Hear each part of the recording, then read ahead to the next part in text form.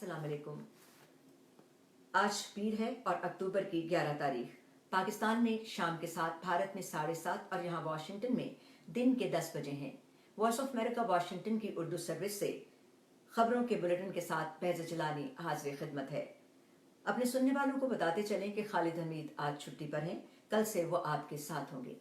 तो आइए खबरों का बाकायदा आगाज करते हैं। पाकिस्तान के मारूफ और मुमताज एटमी साइंसदान डॉक्टर अब्दुल कदीर खान को इस्लामाबाद के H8 कब्रिस्तान में सरकारी एजाज के साथ सुपुर्द खाक कर दिया गया। इससे कबल मरहूम की वसीयत के मुताबिक इस्लामाबाद की फैसल मस्जिद में उनकी नमाज जनाजा अदा की गई, जिसमें सैकड़ों अफराद ने शिरकत की। पाकिस्तान के सरकारी टेलीविजन के मुताबिक उन्हें फेफड़ों में तकलीफ के बायस इतवार की सुबह अस्पताल मुंतकिल किया गया, लेकिन वो जानबर न हो सके।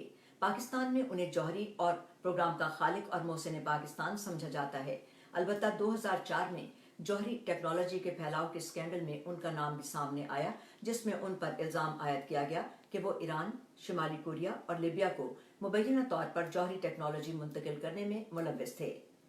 पाकिस्तान के वजीर आजम इमरान खान, अपोजिशन लीडर शहबाज शरीफ समेत पाकिस्तान की सियासी और समाजी शख्सियात ने डॉक्टर अब्दुल कदीर खान के इंतकाल पर गहरे रंजो गम का इजहार किया है। इससे कल पाकिस्तान के वजीर दाखिला शेख रशीद अहमद ने सहाफियों से गुफ्तगू करते हुए कहा था कि डॉक्टर अब्दुल कदीर की तदफीन सरकारी एजाज के साथ की गई। उनका कहना था कि मुल्क भर में एक रोजा सोग, जबकि इतवार के रोज कौमी परचम भी सरनगू रहा। उन्हें पाकिस्तान के सबसे बड़े सिविल अवार्ड निशान इम्तियाज और सदारती अवार्ड से भी नवाजा गया था। अमेरिका ने कहा है कि तालिबान से कतर के दारुल हुकूमत दोहा में होने वाली बिल मुशाफा मुलाकात वाज़ेह और पेशवाराना थी, जिसके दौरान मुख्तलिफ अमूर पर मुज़ाकरात किए गए। अमेरिका के महकमा खारजा के तर्जमान नेड प्राइस ने इतवार के रोज एक बयान में कहा कि अमेरिकी वफ्द ने हफ्ते के रोज तालिबान रहनुमाओं पर मुश्तमिल एक वफ्द से मुलाकात की है, जिसके दौरान सिक्योरिटी और दहशतगर्दी पर तहफ़्फ़ुज़ात समेत दीगर अमूर पर बातचीत हुई।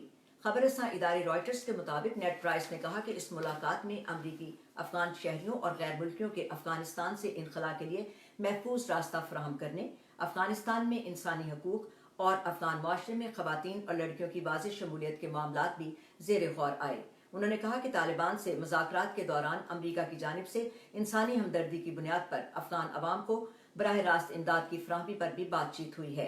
नेड प्राइस का कहना था कि तालिबान से होने वाले मुज़ाकरात पेशेवराना थे, तहम अमरीका तालिबान को बयानात पर नहीं बल्कि उनके इक़दामात पर परखेगा। तालिबान के अफगानिस्तान पर कंट्रोल के बाद अमरीका और तालिबान रहनुमाओं के दरमियान ये पहला बाज़ाबिता रूबरू राबता है। नेड प्राइस ने इस मुलाकात के हवाले से ये नहीं बताया कि आया इस मौके पर कोई मुआहिदा भी तय पाया है या नहीं। उधर तालिबान और अमरीकी हुक्काम के दरमियान पहली बाज़ाब्ता मुलाकात के बारे में तालिबान की प्रेस रिलीज में कहा गया है कि अमरीका और अफगानिस्तान में तालिबान की हुकूमत के वफूद के दरमियान 2 रोज़ा बातचीत अच्छी रही। मुलाकात के दौरान सियासी अमूर पर तफसीली तबादला ख्याल किया गया और तालिबान हुकूमत समझती है कि मुआहिदे का मुकम्मल निफाज मसाइल के हल का बेहतरीन तरीका है। वो दोहा मुआहिदे का हवाला दे रहे थे और इंसानी इमदाद को सियासी मसाइल से मुंसलिक नहीं किया जाए। अमरीकी नुमाइंदों ने कहा कि वो अफगानों को इंसानी इमदाद फराहम करेंगे और दीगर इंसानी तंजीमों को इमदाद पहुंचाने के लिए सहूलियात भी फराहम करेंगे। तालिबान वफ्द ने इंसानी इमदाद का खैर मकदम किया और कहा कि वो फलाही ग्रुपों के साथ ताउन करेगा ताकि शफाफ तरीके से मुस्तहिक अफराद को इंसानी इमदाद पहुंचाई जा सके और गैर मुल्की शहरियों की नकलो हरकत में मदद फराहम की जा सके।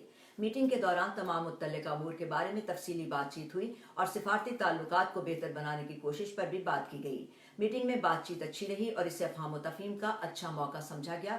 इस बात पर भी इत्तेफाक किया गया कि अगर जरूरी हुआ तो मुस्तकबिल में भी इस तरह की मुलाकातें की जाती रहेंगी।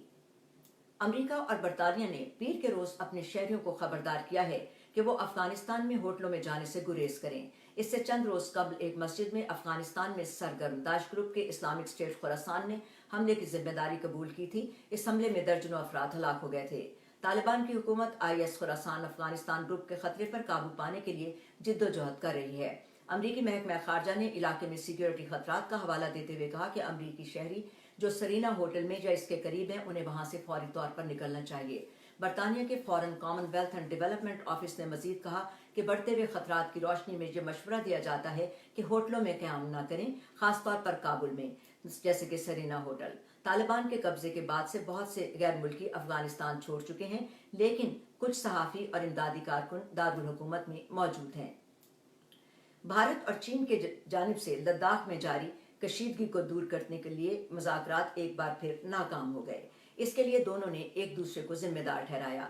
اتوار کے روز تقریباً 10 گھنٹے تک جاری مذاکرات کے بعد پیر کی صبح کو بھارتی آرمی کی طرف سے ایک بیان میں کہا گیا کہ مذاکرات کے دوران بھارت کی جانب سے تنازعات کو حل کرنے کے لیے تجویزیں پیش کی گئیں، لیکن چین نے بقول اس کے انہیں تسلیم نہیں کیا اور نہ ہی پیش رفت کے متعلق سے کوئی تجویز رکھی، جس کی وجہ سے مذاکرات کا کوئی نتیجہ برآمد نہیں ہو سکا۔ جبکہ چینی فوج کے ایک بیان میں بھارت پر الزام عائد کیا گیا کہ اس نے مسئلے کو حل کرنے کے لیے کوئی قابل قبول تجویز پیش ہی نہیں کی۔ بیان کے مطابق چین نے سرحد پر کشیدگی کو ختم کرنے اور امن و استحکام کو فروغ دینے کے لیے زبردست کوششیں کی، لیکن بقول اس کے بھارت نامناسب اور غیر حقیقت پسندانہ مطالبات پر مصر ہے، جس کی وجہ سے بات چیت میں مزید دشواریاں پیدا ہو رہی ہیں۔ تجزیہ کار کہتے ہیں کہ فریقین کے بیانات قدرے سخت لب و لہجے میں ہیں، جو اس بات کی غمازی کرتے ہیں کہ فریقین کے درمیان سرحدی کشیدگی باقی ہے۔ ان کا یہ بھی کہنا ہے کہ یہ مسئلہ فوجی سطح پر مذاکرات کی بجائے اعلیٰ سیاسی سطح پر مذاکرات کی مدد سے حل ہو سکتا ہے۔ بھارت کے زیر انتظام کشمیر کے پولیس عہدیداروں کا کہنا ہے کہ علاقے میں حال ہی میں پیش آئی 7 ٹارگٹ کلنگز میں سے ایک میں ملوث ایک عسکریت پسند کو پیر کے روز سیکیورٹی فورسز کے ساتھ شمالی ضلع بانڈی پور میں ایک مقابلے کے دوران ہلاک کر دیا گیا۔ عہدیداروں کے مطابق اس سے پہلے بانڈی پور کے مختلف علاقوں میں ڈالے گئے چھاپوں کے دوران ہلاک ہونے والے عسکریت پسند امتیاز احمد ڈار کے 4 ساتھیوں کو بھی گرفتار کر لیا گیا۔ پولیس نے کہا کہ ان 5 کا تعلق دی ریزسٹنس فرنٹ یا TRF سے ہے، جو ٹارگٹ کلنگز اور دہشت گردی کے لیے کئی دوسرے واقعات کا ذمہ دار ٹھہرایا جاتا ہے۔ پولیس حکام کا دعویٰ یہ ہے کہ RTF اصل میں کالعدم عسکری تنظیم لشکر طیبہ کا ایک شیڈو گروپ ہے۔ لشکر طیبہ اور TRF نے اس الزام کی بارہا تردید کی ہے۔ بھارت کے وفاقی وزیر داخلہ امت شاہ کی ہدایت پر بھارت کی انٹیلیجنس ایجنسیوں IB اور را اور قومی تحقیقاتی ادارے NIA کے اعلیٰ عہدیداروں نے اختتامی ہفتہ سری نگر پہنچ کر مقامی پولیس، مسلح افواج، وفاقی پولیس فورسز اور نیم فوجی دستوں اور خفیہ اداروں کے افسروں کے ساتھ کئی میٹنگز کر کے اس طرح کے مزید واقعات کو روکنے اور صورتحال پر مکمل طور پر قابو پانے کے لیے مجوزہ اقدامات پر غور و خوض کیا۔ اسی دوران مقامی پولیس نے ایک بڑے کریک ڈاؤن کے دوران تقریباً 700 افراد کو حراست میں لے لیا۔ اسی دوران پیر کے روز بھارت کے زیر انتظام کشمیر کے سرحدی علاقے پونچھ کے سرنکرٹ علاقے میں عسکریت پسندوں کے ساتھ ہو رہی ایک جھڑپ میں بھارتی فوج کے 5 سپاہی ہلاک ہوئے، جن میں ایک جونیئر کمیشنڈ آفیسر بھی شامل ہے۔ عہدیداروں کے مطابق علاقے میں چھپے عسکریت پسندوں کے خلاف آپریشن آخری اطلاع آنے تک جاری تھا۔ اقوام متحدہ اور بنگلہ دیش کی حکومت نے خلیج بنگال کے ایک جزیرے پر روہنگیا پناہ گزینوں کے تحفظ اور انتظام میں مدد کے لیے ایک مفاہمت کی یادداشت پر دستخط کر دیے ہیں۔ جنوبی بنگلہ دیش میں 1.1 ملین روہنگیا پناہ گزینوں میں سے 19,000 سے زائد کو پہلے ہی سے حکومت نے بھاسان 4 جزیرے پر منتقل کر دیا ہے۔ عراق میں اتوار کے روز پارلیمانی انتخابات ہوئے۔ ان انتخابات کے نتیجے میں بیشتر لوگوں کو امید ہے کہ کئی دہائیوں کے تنازعات اور بد انتظامی کے بعد بہت ضروری اصلاحات ممکن ہو سکیں گی۔ پروگرام کے مطابق آئندہ سال ہونے والے یہ انتخابات کئی ماہ قبل منعقد کرانا پڑے، جس کی وجہ دارالحکومت بغداد اور جنوبی صوبوں میں 2019 کے آخر میں ہونے والی عوامی بغاوت اور احتجاج ہے۔ 2.5 لاکھ سے زائد سیکیورٹی اہلکاروں کو ووٹنگ کے دوران تحفظ کا کام سونپا گیا تھا، لیکن کئی دہائیوں کے بعد پہلا موقع ہے کہ کرفیو نہیں لگایا گیا۔ حالیہ برسوں میں یہ ملک میں بہتر سیکیورٹی کی عکاسی کرتا ہے۔ امریکی قیادت میں 2003 کے حملے کے بعد یہ چھٹا الیکشن ہے۔ اس حملے کے دوران صدام حسین کا تختہ الٹ دیا گیا تھا۔ انتخابی نتائج 1-2 روز میں متوقع ہیں۔ عراق نے پیر کے روز بتایا ہے کہ اس نے اسلامک اسٹیٹ گروپ کے ایک اعلیٰ رہنما اور طویل عرصے سے القاعدہ کے فعال رکن کو سرحد پار آپریشن میں حراست میں لیا۔ عراقی وزیر اعظم مصطفیٰ الکاظمی نے اس خبر کو ٹویٹ کرتے ہوئے کہا اور اس شخص کی شناخت سمی جاسم کے نام سے ہوئی، جو داعش گروپ کی مالی کارروائیوں کی نگرانی کرتا تھا اور ابو بکر البغدادی کے دور میں ان کا نائب رہنما بھی تھا۔ انہوں نے اسے عراقی فوج کی طرف سے اب تک کی جانے والی سرحد پار انٹیلیجنس کارروائیوں میں سے مشکل ترین کارروائی قرار دیا۔ Human rights commission of Pakistan یعنی HRCP نے حکومت سے مطالبہ کیا ہے کہ وہ سزائے موت پر پابندی بحال کرے، فوجداری تحقیقات کے نظام میں بہتری پر توجہ مرکوز کرے اور جیلوں میں اصلاحات متعارف کروائے۔ پاکستان میں ابھی بھی 3,831 قیدی جیلوں میں سزائے موت کے منتظر ہیں۔ رواں سال ابھی تک سزائے موت پر عمل درآمد نہیں ہوا اور انسانی حقوق کے کارکنوں کا کہنا ہے کہ وہ تمام افراد جو سزائے موت کے منتظر ہیں ان کی سزاؤں کو عمر قید میں تبدیل کر دیا جائے۔ حکومت کا فوری طور پر کوئی رد عمل سامنے نہیں آیا۔ اور آئیے اب پاکستان اور دنیا بھر سے کرونا وائرس کی کچھ خبریں اور اعداد و شمار آپ کے لیے پیش کرتے ہیں۔ पाकिस्तान में कोरोना वायरस के केसेस में बतदरीज कमी आ रही है और मुल्क में 28 जून के बाद कम तरीन जामिया केसेस रिपोर्ट हो रहे हैं। पाकिस्तान में कोरोना वायरस की रोकथाम के जिम्मेदार इदारे national command and operation centre यानी NCOC की हिदायत के बाद मुल्क भर में स्कूल 100% हाजिरी के साथ खुल गए। इससे पहले बाद स्कूल एक दिन के नागे के साथ खोले जा रहे थे। ताहम आज पीर से मामूल के मुताबिक दरसगाहों में तदरीसी अमल को बहाल कर दिया गया। भारत में कोरोना वायरस के मजीद 18,166 नए मरीज रिपोर्ट हुए। अमेरिका की जॉन हॉपकिंस यूनिवर्सिटी के कोरोना वायरस रिसोर्स सेंटर के मुताबिक भारत में गुज़श्ता 24 घंटों में मजीद 214 अफराद हलाक भी हो गए। ऑस्ट्रेलिया के हुक्काम ने कहा है कि कई महीनों के लॉकडाउन के बाद सिडनी खुलने को तैयार है, जहां कारोबारी अफराद पीर से मुकम्मल वैक्सीन लगे अफराद को खुश आमदीद कहेंगे। रियासत के प्रीमियर ने कहा कि रियासत अपने 70% लोगों को मुकम्मल वैक्सीन लगाने की हद तक पहुंच चुकी है और कुछ पाबंदियां नरम करने और कई कारोबार खोलने को तैयार है। इटली के दारुल हुकूमत रोम में हफ्ते को हजारों अफराद ने नए ग्रीन पास वैक्सीन सर्टिफिकेट के खिलाफ एहतजाज किया।